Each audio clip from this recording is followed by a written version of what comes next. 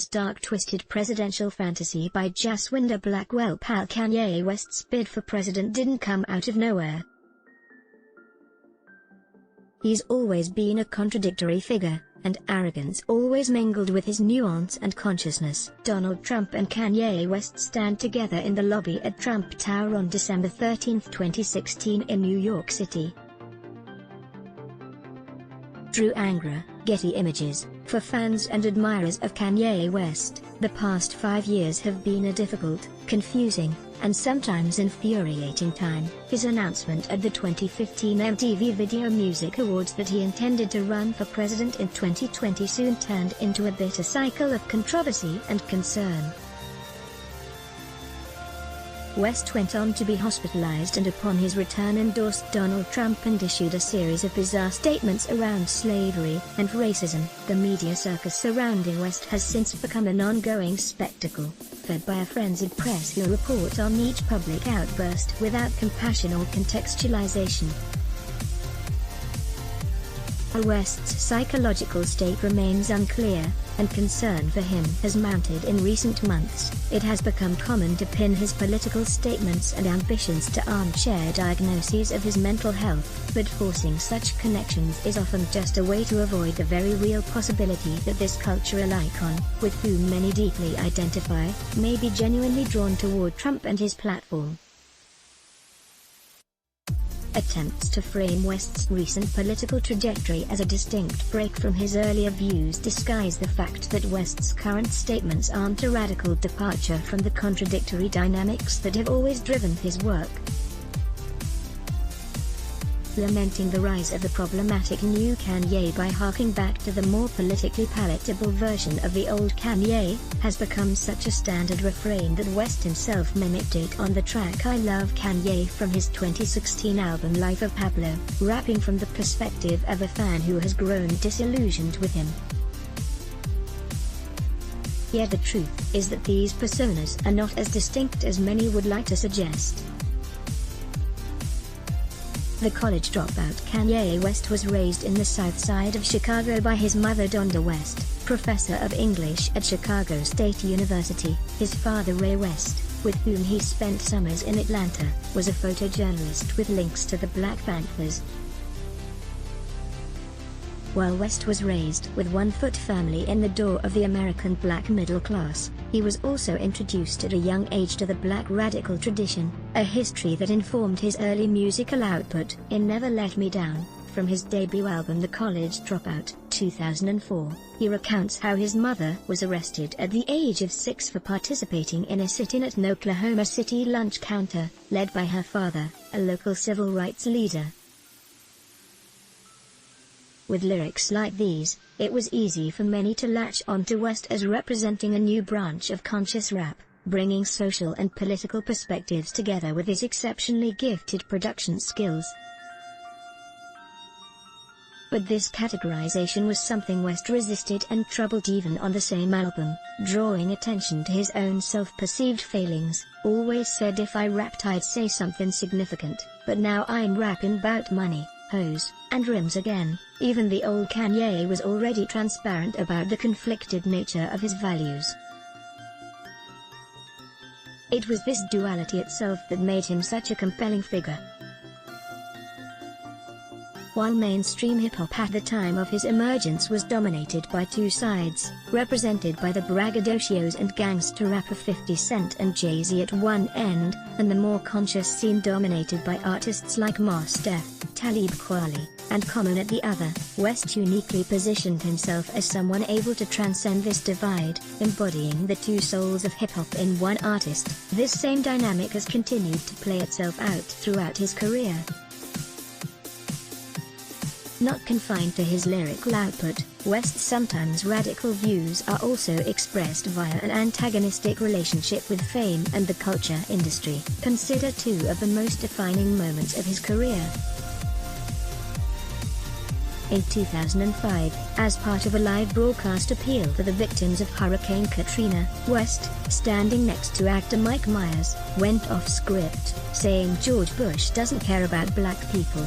Outraged, the press and political establishment attempted to discredit him, but he nonetheless became an instant hero to many. George Bush later referred to this as the all-time low of his presidency, not the Iraq War, not Guantanamo, not even nearly choking to death on a pretzel. Though likely a disingenuous statement on Bush's part, it's still telling that West's comments represented a big enough moment to be singled out, and the wider significance of the moment has been well documented. 4 years later at the 2009 MTV Video Music Awards, West interrupted a then 19-year-old Taylor Swift as she accepted her award for Best Video. West took the mic from America's Sweetheart in order to insist that Beyoncé, who had that year released the single Ladies video, truly deserved the award. The image of the young, innocent white woman being interrupted and challenged by an aggressive black man was a powerful enough trope to almost sink West's career. The fallout was so bad that he went into self-imposed exile for a year. President Obama labeled him a jackass, granting West the honor of having been denounced by 2 sitting U.S. presidents. These moments are often viewed as representing 2 opposing sides of West's character, yet can instead be seen as a consistent dynamic, one which has been the driving force of his career. What both the Bush and Swift incidents show is that West represents something much harder to assimilate and appropriate than other major celebrities. He is both unpredictable and uncontrollable. While he is certainly driven by ego and arrogance, so were many of the great popular artists, and he is well aware of how differently he is treated and perceived than white artists who have reached comparable commercial and critical heights. What's a black beetle anyway? A fucking roach. He rapped in 2010, which Kanye, perhaps no point in his career represents this as clearly as the release of his album Yeezus in 2013, made when West was first making serious forays into the fashion industry. West has described this period as being the moment when his Truman Show boat hit the painting. Frustrated by brands, most notably Nike, that wanted to put his name to pre-designed products as a mere celebrity endorsement, West was desperate to exercise input and control over both design and production, but found himself shut out of an industry where his abilities were questioned and his ideas marginalized. Promotion for the album featured West constrained by diamond-encrusted masks, performing in front of not-for-sale signs. Musically, Yeezus was a scream of frustration and rage, with West railing against his treatment on songs like New Slaves, doing clothes you would have thought I had help, but they wasn't satisfied unless I picked the cotton myself. He had hit his glass ceiling, losing interest in adhering to the rules of the game and intent on forging his own path forward, free from what he felt was fundamentally racist treatment. Of course, with the expansion of his Yeezy line, West is now equally responsible for the exploitation of many workers facing their own lack of control over the conditions and products of their labor.